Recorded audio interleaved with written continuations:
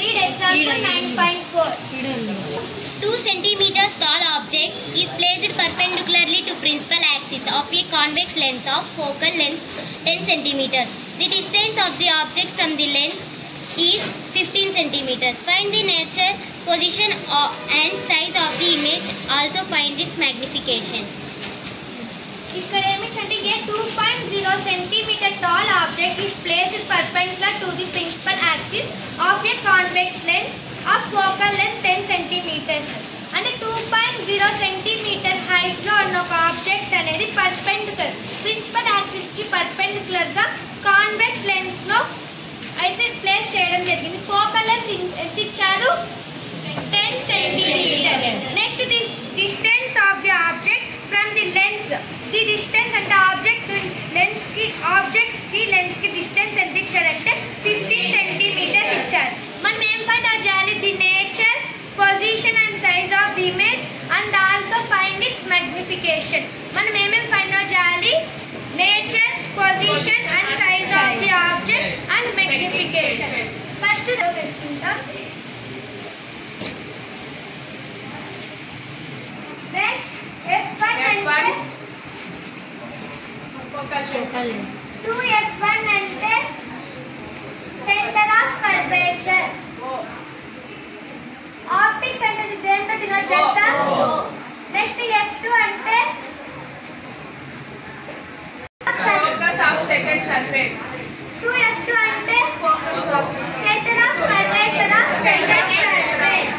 Next ఇప్పుడు given ఏమి ఇచ్చారు? h equals to 2.0 centimeters. H అంటే height of the object. F equal to 10 centimeters. F అంటే focal length.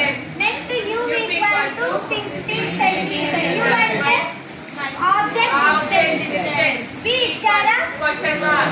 V అంటే image distance.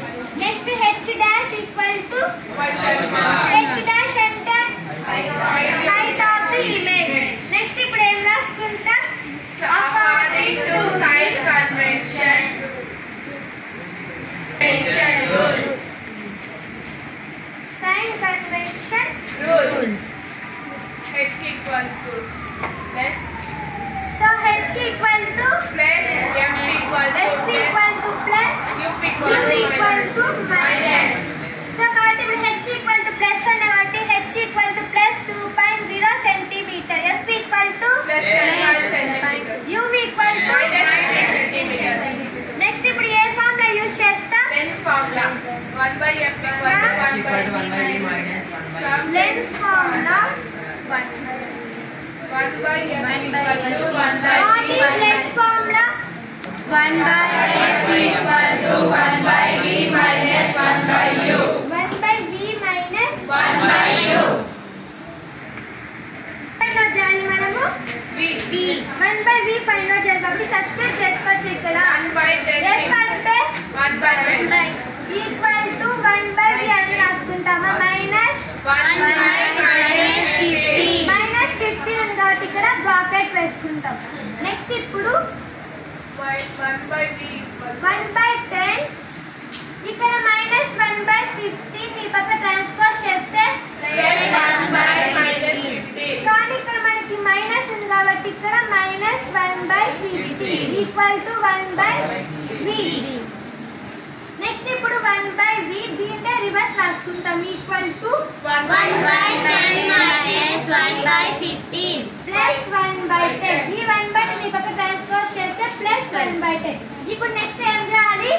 LCM దేనికి 15, 10.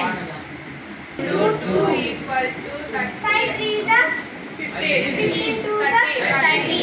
LCM ఎంత వచ్చింది? 30. 1/v equal to whole by 30. ఇప్పుడు ఏం చేయాలి? First fraction into LCM, next second fraction into LCM. First fraction ఏంటి? 1/10 minus 15 into 30. Cancel అవుతుందా? 15 into 15 2s are equal to next ఇప్పుడు minus 1 into 2 minus 2. కాబట్టి ఇక్కడ -2 Next 1 by 10 into 30. 10 by 10 plus 3. plus 3. Next ఇప్పుడు 1 by v equal to 1 by 30. 1 by 30. 1 by 30 ఎలా వచ్చింది? Minus into plus minus. పెద్ద అప్పుడు 3 లో 2 పోతే 1. పెద్ద నెంబర్ ప్లస్ ఉంది కాబట్టి ప్లస్. నెక్స్ట్ ఇప్పుడు 1 by v by 1 గా రాసుకోవచ్చు. ఎందుకు? మనకు v వాల్యూ కావాలి కాబట్టి. అప్పుడు v by 1 equal to 30 by 1. అప్పుడు v equal to 30 centimeter. 30 centimeters. v అంటే ఏమి? 30 centimeters. v అంటే ఇమేజ్ డిస్టెన్స్. నెక్స్ట్ ఇప్పుడు ఏం కనుక్కోవాలి? Magnification. m equal to h equal to v by u. V by u. ఇప్పుడు మనం ఏం కనుక్కోవాలి? h డాష్ కనుక్కోవాలి. m కాబట్టి equal m equal to h ఇచ్చారా? 2.0 అన్నట్టు అని అవుతాయి కాబట్టి 2 గా రాసుకుంటాం. v అంటే 30.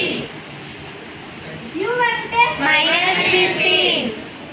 నెక్స్ట్ ఇప్పుడు m equal to h dash by 2 equal to cancel అవుతుందా? 15 2 2 by -1. m equal to h dash by h dash by 2 equal to 2 by -1 ని -2 గా రాసుకోవచ్చా? -2. ఇక్కడ 2 ఏం చేస్తుంది?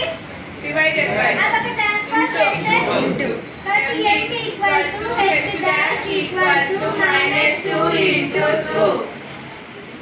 m equal to h dash equal to -4.